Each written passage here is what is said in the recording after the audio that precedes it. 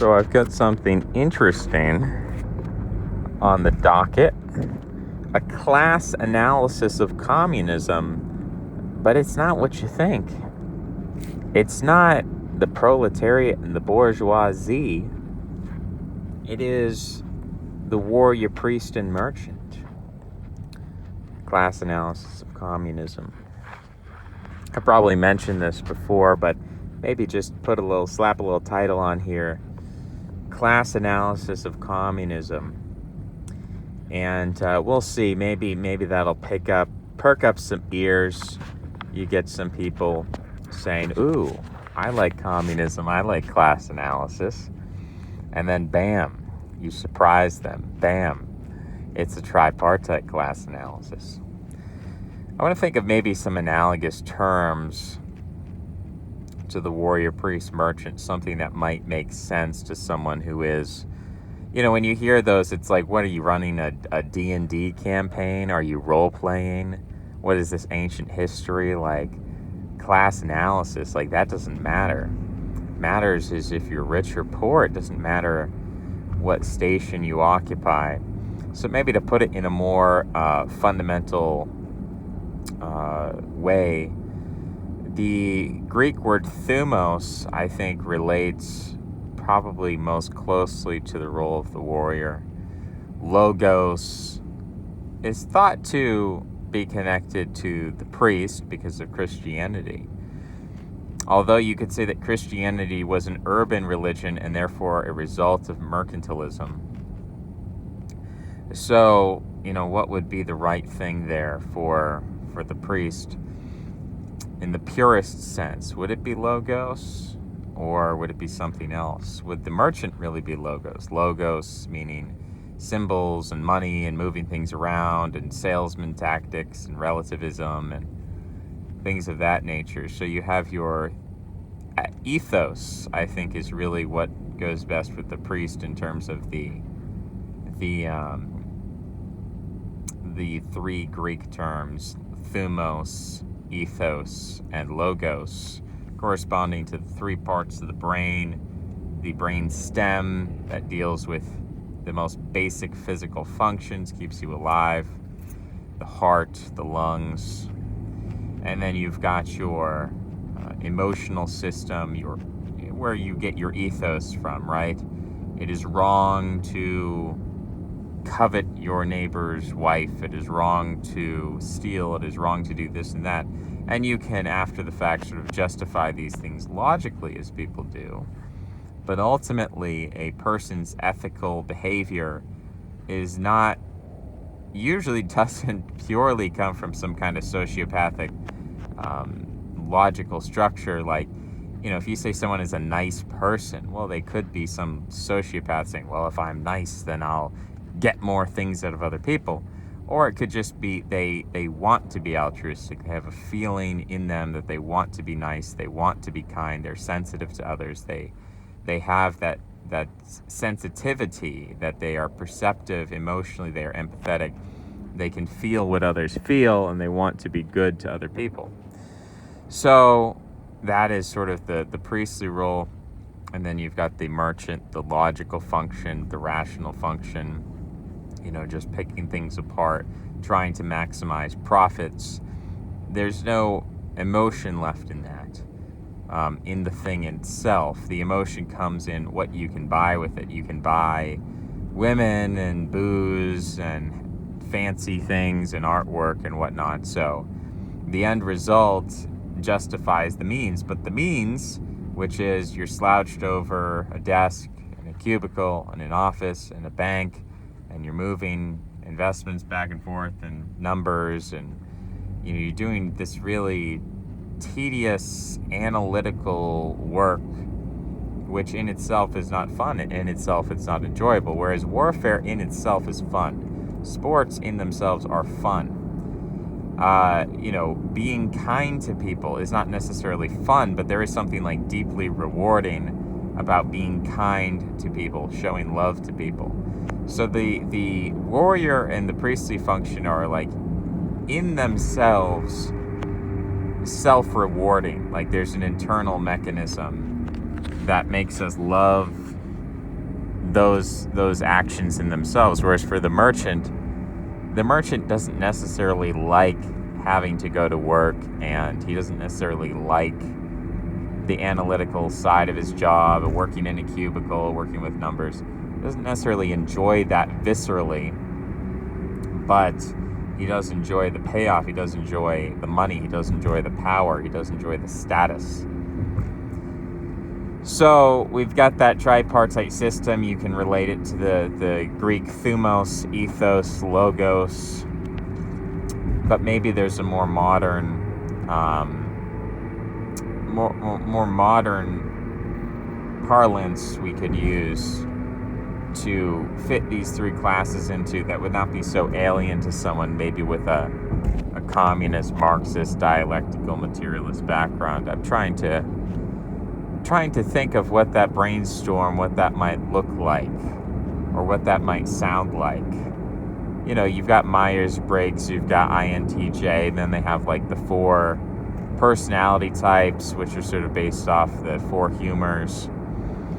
And I'm sort of thinking like what, I've always associated the warrior with the choleric type.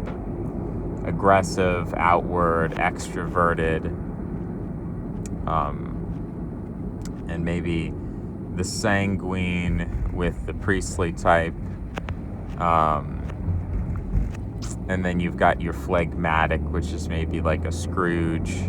And you've got your melancholic, which is also priestly in its own way. So you've got these different types, and how do you fit that into a tripartite system? How do you take that, and how do you look at that? I was thinking a little bit about the concept of the engineer, or the how versus the why. So a good office worker doesn't ask the question why. Why am I doing this? Why are we, why is the economy like this? Why, something like, I don't know, take some useless aspect, some useless part of a bureaucratic element like regulations concerning this or that. It's like, why does this even exist? Well, if you're always questioning that, it's going to hurt your motivation, make you a poor worker. You can't ask that question why. You have to ask the question how. How am I going to get the job done? And so a good office worker, in a way, is a good engineer, and is, in a way, a good warrior, someone who just does it without questioning. But there's also a mercantile element, right? The ends justify the means. It's not the thing in itself that we enjoy, it's the end result. So maybe you have people who they're asking the how, and they're asking the why, and that's sort of something that separates the priest from the other classes. But then how do you break down the merchant from the warrior? Is it for the merchant, perhaps the merchant is quantitatively oriented and the warrior is qualitatively oriented. For the merchant, he doesn't care who wins the war. He's going to fund both sides and profit from both sides. He's hedging his bets. He's not solely invested in anything. He's just kind of moving pieces around the chessboard, and he's the king. And in this model, the king is really not an important player. But all these pieces, he's willing to sacrifice and move things around. For the warrior is actually invested in victory. Like, the warrior digs into a position and risks something. When a war breaks out in Syria, for example, the warriors, they stay and fight. They're fighting for their country, they're fighting for their religion, they're fighting for their ethos, they're fighting for thumos. But those who are purely logical do not stay in Syria. The smartest, sociopathic, clinically minded, the Syrians who don't want to get killed, they want to reduce risk, they're going to leave Syria, and they're going to go make money elsewhere. And maybe when things calm down, they'll go back to Syria, or maybe they have no reason to go back. Maybe they're firmly integrated elsewhere. But you have this thing where when a war breaks out, the merchant class doesn't necessarily want to stay behind. unless they're firmly protected behind gated walls and they can operate behind the scenes. But obviously there is, in certain circumstances, especially proxy wars, there's a lot of war profiteering that goes on. But the merchant doesn't like to take those personal risks. The merchant doesn't like to put himself in harm's way. And he's not really interested in defending ideas or defending dreams. He just wants money, right? So the warrior is asking, the warrior is sort of thematically motivated, right? He's not necessarily an ethical person in the priestly sense. He's not concerned with like, oh no, we have to stop this war, we need peace, and this is not just, and this is not fair. Like, the warrior is not concerned with that. He's concerned with, my side is right, how do I win? How do I win? How do I defend my side, my people, my tribe? How do I conquer? That's what the warrior wants. And the warrior's, again, he's not necessarily obsessed with money or the fact that he might make more money elsewhere. He's asking the question, how do I win? An interesting thing about the United States military is that the generals are really not involved in the process of warfare. And that a lot of these generals start off as officers. And maybe they're somewhat in harm's way. But, you know, between the Vietnam War and the Gulf War, I think there was a transformation. So basically in the 1980s through the 1990s, there was a 20-year period where the United States military was not really being deployed into violent combat. I mean, I guess you had Bill Clinton in Kosovo, where we did some aerial flybys. I don't think anyone died in that. And maybe we had some agents down in Nicaragua and Iran-Contra. The military was involved, but between 1980 and 2000, if you're military personnel, unless you're elite special forces doing special ops, secret black ops locations, and, you know, doing things that are illegal under international law on behalf of the American government, unless you're involved with that, like, most of the officer class didn't have a chance of ever confronting violence in the battlefield. And so I think between 1980 and 2000, there was this gradual bureaucratization of the upper echelons of the military, where you had a 20-year period of people being promoted to, you know, corporal, and lieutenant, and sergeant, and all the way up through the ranks to general, of people who had never seen combat, never even had the chance to see combat, didn't know what that was like, didn't have to take that risk, just wasn't there. And the Gulf War, I guess, you know, provided a new opportunity for that. But I think by that time you had a firmly entrenched bureaucracy that said, you know what, let's not put the higher ups in harm's way, you know, so they'll stay behind and they'll command from the rear. And that's how it's been for a long time. I mean, since, I guess, General Patton's death, I don't think any generals of the United States military have died overseas, but there have been people like MacArthur who at least he would like to command from the Korean Peninsula. Or you'd have generals who would go to Hanoi, or they'd go to Vietnam. Like, how many of these generals are actually, like, how much time are they actually spending in any kind of dangerous situation? Like, maybe they visit Afghanistan or Iraq, but they're doing so under, like, heavily guarded conditions. Like, the insurgents do not have military planes. They do not have tanks. Like, when these, you know, generals take a flight and they land in the middle of a highly secured base, like, there's no risk. There's no risk of, like, the enemy overwhelming the position and getting inside the base and killing the general. Like, that's not even, like, the proximity just isn't there anymore, as opposed to in the past where, again, you know, I'm not saying MacArthur was fighting on the front lines, but Like you can see him in his whole attitude, in his bearing.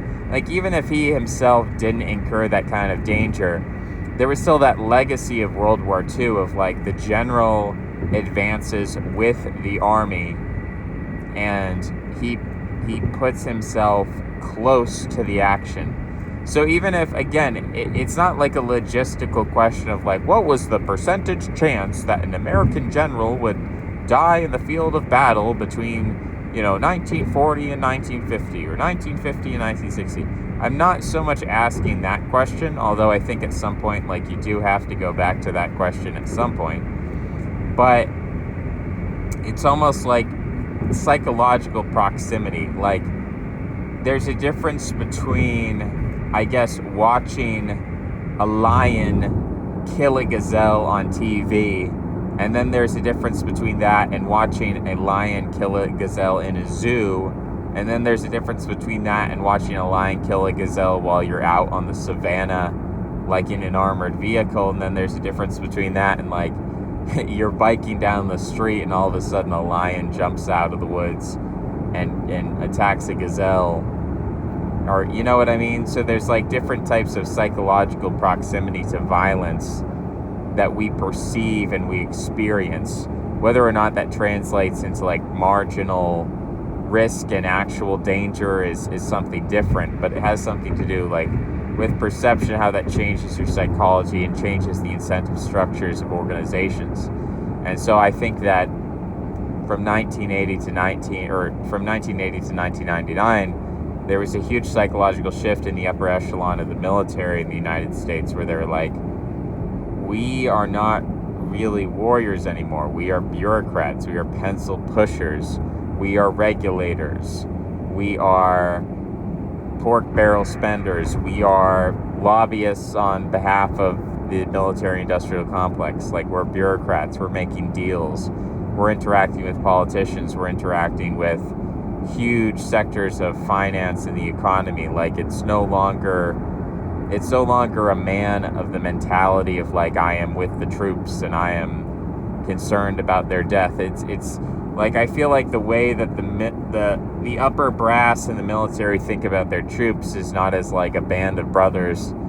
I think they think of it more as like the porn industry, where it's like, okay, yeah, some girls are going to get depressed and kill themselves and overdose, but that's just part of the industry, and there's a sociopathic, like there is something sociopathic about the warrior, where he cannot properly mourn every death in battle, but there's still a sentimentality there. There's still some kind of emotional connection, as opposed to, like, again, the porn industry or the pharmaceutical industry. The Sacklers with Oxycontin, like, they are like these generals who profit off the death of people, and I don't think that really affects them. But it's a different mentality from the warrior. It is a much more, and do you say it's a mercantile mentality? Because they aren't necessarily making the most money as possible. I think in some ways that the bureaucrat is a priest who he's sort of lost his connection to God, and he's kind of idly carrying out priestly functions to like some kind of empty institution. So, to the United States government, to our democracy, to the American empire. It's like, well, what does that stand for at the end of the day? Before, that role was a warrior's role to protect the homeland, to bear arms, to be a military commander, and I think now it's shifted to be a more priestly role, but a more bureaucratic role within that priestly role. So I guess to go back to communism, it's said that Stalin was a gray eminence. He was there's like a French word, le gris éminent. I just take out a bunch of the syllables when I fake my French. He was supposed to be a pencil pusher at one point. He was supposed to be a bureaucrat, but all of these early communists participated in warfare, right? They participated in commanding troops.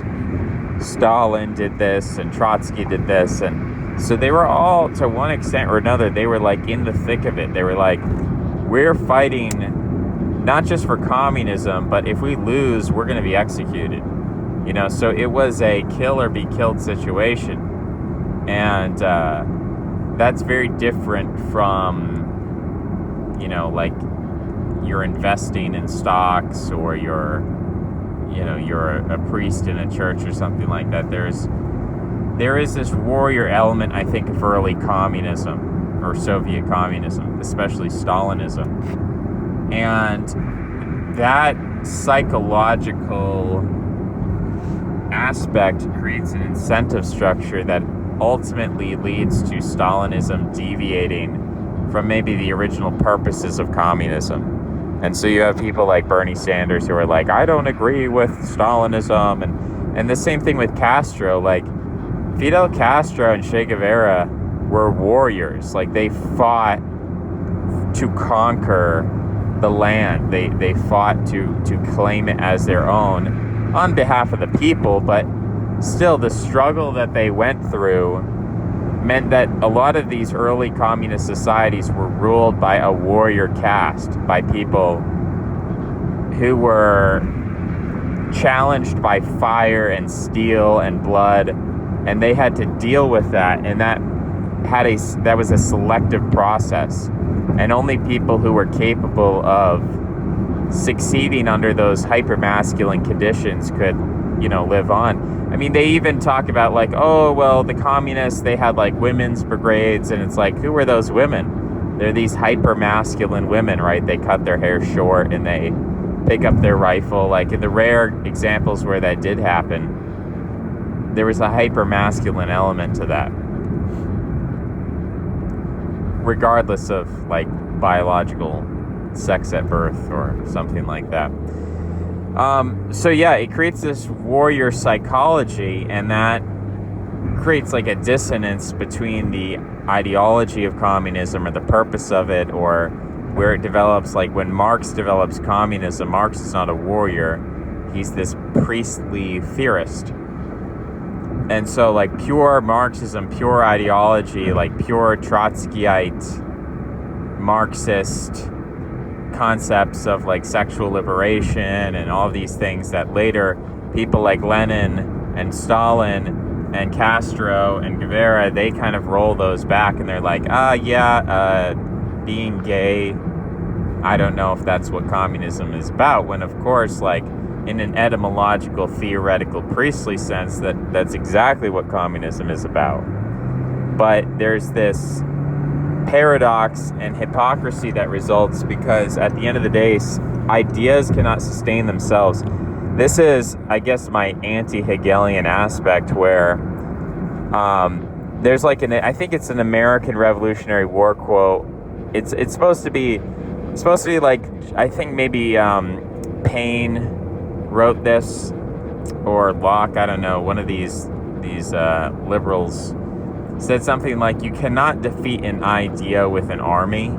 And there's something to that. That like the warrior class cannot just exterminate the priest class. He's only going to make, I mean, it's like Obi-Wan saying, if you strike me down, I'll become more powerful. Like, there's something in martyrdom. So there's a point there that you can't kill an idea by violently opposing it necessarily. I mean, there's a lot of theory on this in terms of like the transition between paganism and Christianity.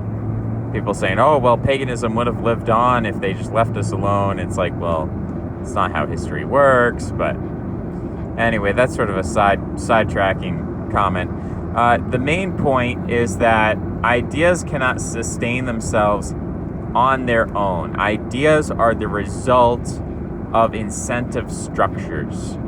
So an idea is either a priestly idea, warrior idea, mercantile idea.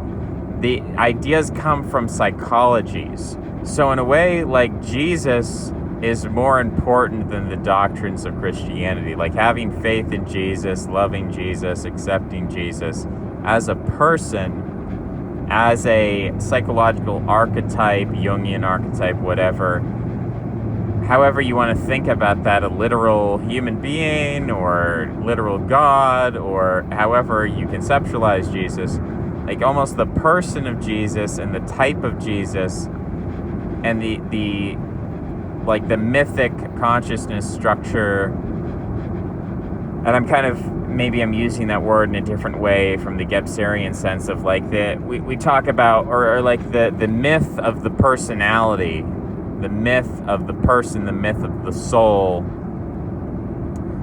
is this sustaining structure that continues to reproduce the ideas that then flow from that font, right? So you have like, or it doesn't have to be Jesus, it can be Odin. So like Odin is an archetype, and from the story of Odin, from the personality of Odin that lives through like this mimetic body throughout the population, we get the idea of what it means to be a king, because Odin is supposed to be the representative of the archetype of the king. He makes war, he rules, he is wise, he has knowledge of runes. So he's supposed to be the king. And we don't just learn about the abstract concept of kingliness, because that can change. Like I can define, one day I can be like, oh, well, kingliness means when you are a conqueror. And then like a Christian can say, no, actually, a true king is a servant of Christ. Like that's, so you can take everything and you can invert everything. And you can say that you can take a word like kingliness and you can just make the definition the opposite of whatever it was previously. So we see that with a lot of words. We see this like with, oh, that's totally sick, dude. That's gnarly. Like those words were negative words, and then they became positive through this process. So it's like it's a typical process, but then it happens with things like Christianity. Like, does Christianity mean being against sexual liberation, or is actually in favor of sexual liberation? Well, if you don't actually keep the mythic aspect of it alive, if you don't read the Bible and you're just taking concepts and you're like, well, syllogistically, God is love. Okay, what's love? Well, love is positive feelings, and love is doing good things, and love is satisfying people's desires, When you give people money, that's love. And when you let criminals out of prison, that's love. That's mercy. That's forgiveness. Just let them do whatever they want to do. Permissiveness, tolerance, that's love. Well, that's a particular definition of love that I think a lot of Christians would disagree with historically. But you can do that when you strip away the Bible, when you strip away the stories and the personalities and the mythic structure. It becomes very easy to just change the definitions of words to be whatever you want. And language is so malleable. It's much easier to affect the mimetic structure of a word like love than it is to change the structure of a myth. Because myth actually has to do with these deep, archaic parts of our mind that have to do with our basic concept of how we visualize images. Every myth conjures forth images. That's what myths do. So when the Norse say the universe is made out of fire and ice, like you can't help on some deep level see, like in your mind's eye, you can't help but like reference the idea of hot fire and the idea of cold ice. Like there's something almost we are almost slaves to our imagination. Like we cannot experience like we can't hear these words without conjuring up images associated with them. So there's something compulsory about myths. There's something compulsory about a mythic structure that you don't have the ability to interpret it. You don't have the option to interpret it however you want to, or at least not as much as you have with a single word. That's the thing about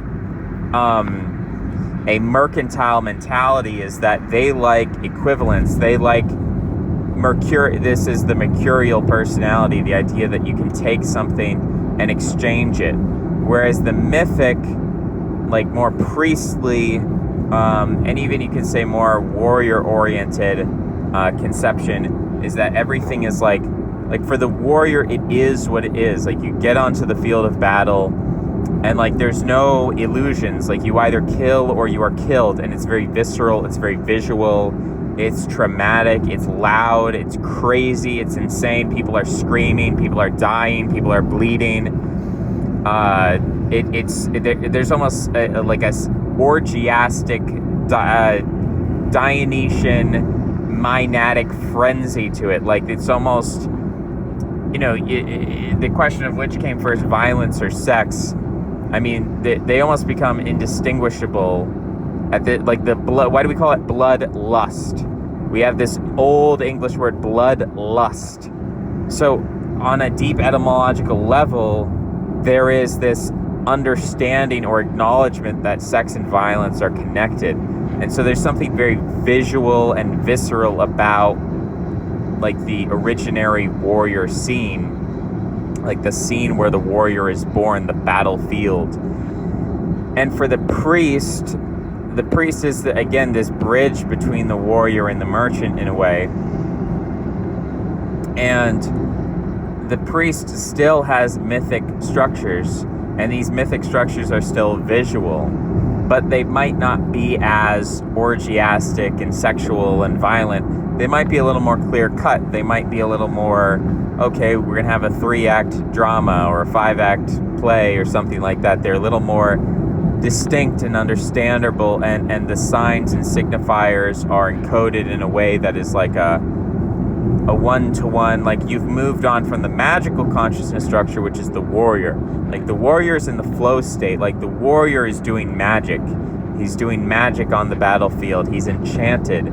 He is a wizard, right? He is doing something incomprehensible. He does not understand quite what he is doing. He doesn't have an analytical analysis of like, well, first I withdrew my sword from its sheath, and then I began to raise it at a 90-degree angle above my head. Like, the warrior doesn't conceptualize of his actions in that way. There's something magical about it. There's something almost compulsory about it. Like, the warrior cannot help but do as he does. He could not have it any other way.